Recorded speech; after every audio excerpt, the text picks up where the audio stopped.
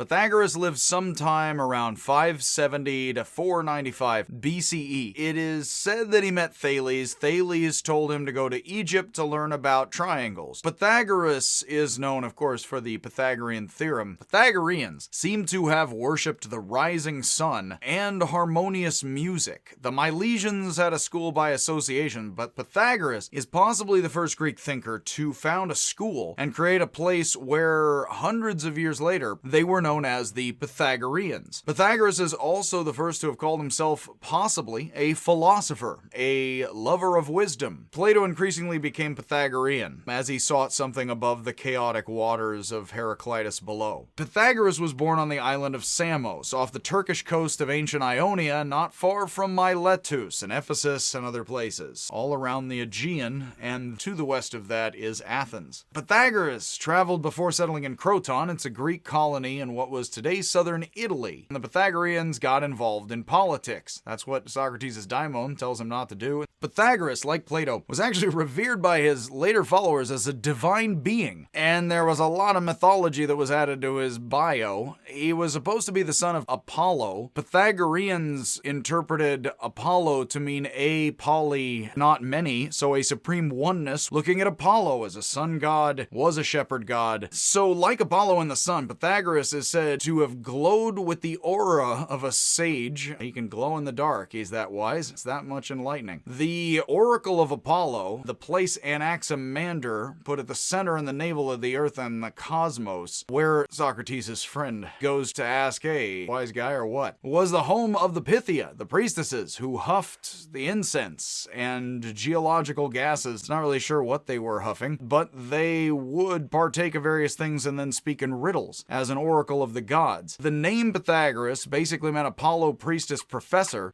somebody who professes the greatness of Apollo's oracle to others, and somebody who speaks for Apollo. He could predict the future several generations, that he could translocate like a guru from India. He could be in two places at once, kind of like Dalzim, where he teleports to the other side of the map, that a river once welcomed him by calling his name, and best of all, he killed a poison snake by biting it, which is somewhat a Bigfoot, has a picture of Chuck Norris in his wallet kind of bit. Pythagoras is said to have traveled. He studied with the Egyptians, the Babylonians, the Phoenicians, the Persians, the Judeans, the Indians, and others. Xenophanes says Pythagoras believed in the transmigration of souls, reincarnation, and that Pythagoras once stopped a man from beating a dog because he heard the voice of his dead friend crying out in the dog. Heraclitus says Pythagoras is the wisest of guys, but Pythagoras thought himself that in one life he was a sardine and in another a cucumber. Many Greeks did believe in reincarnation. Pythagoras would not have been alone. It is difficult to know about the teachings of Pythagoras and the practices of the Pythagoreans, as they believed in keeping secrets. In the ancient world, knowledge was often something that if you had it, you would not tell everybody. If you are interested in numerology or horoscopes or other things like that, I can tell you this. Much of what people think is Egyptian is not necessarily not Egyptian, but much of it is Pythagoras. And that is not that Pythagoras did it himself and that it wasn't Egypt. We just don't know. There are texts from Egypt that are lost. There's a lot from Egypt that's lost. There's a lot from Babylon that's lost. And the Egyptians also kept their secrets. Secret numerology and knowing the basics of math was power. Power in engineering, chemistry, power in life. If you can count to threes, you could count a crowd better. Numbers are a very powerful tool. But Pythagoras believes the world is made of numbers. Now, I am much more Wittgensteinian, so I don't think that numbers are anything other than human practices. Why would you ever call for 2 arrows rather than 3 to hunt a mammoth or 2? If you had 4 or 5 kids, hopefully you knew each of them, and getting out of somewhere, you didn't have to count them. Like the scene from Home Alone. How did you get through the entire airport, folks? There were some in the community who were supposedly learners who listened first, who are the lower undergrads, and then there are the learners who are more the grad students participating in the research. That kind of division still exists today. There were supposedly females. It's not clear exactly what status women had in the community. The Pythagoreans Pythagoreans were supposedly vegetarian, but others say it was only certain kinds of meat that was prohibited. The Pythagoreans supposedly didn't eat beans. They thought that beans looked like part of the male anatomy that need not be mentioned, and so they possibly thought that these were transmigrating souls in a certain stage. It's not clear. Diogenes Laertius says when the Crotons burned down Pythagoras' school, Pythagoras tried to escape, but he found he could not without trampling bean plants. He decided to let himself get caught and be killed rather than trample a bunch of beans. Others say he escaped and make no mention of burned beans. For Pythagoras, the cosmos is ruled by math and order. The story goes that he heard in a blacksmith workshop various hammers harmonizing with each other of different sizes. The story is thought to be false. Anybody, however, of the ancient world would have known of stringed instruments, and stringed instruments demonstrate the harmony of the ratios better than anything even metallic, where you have a hammer that's twice the size of another one for any random reason you would. So the harmony of the spheres is a silent symphony up above. The Tetractys is a 10-point pyramid, 10 the perfect number. The Pythagoreans believed in certain sorts of solids, that Earth was made of cubes. If you look at sand, it looks like little broken up little tiny cubes. Fire looks pointy on the top, is trying to go up. Water and other elements are more round-ish in shape, and there's a lot that Plato a la Timaeus makes about all of that. Aristotle says, against the Pythagoreans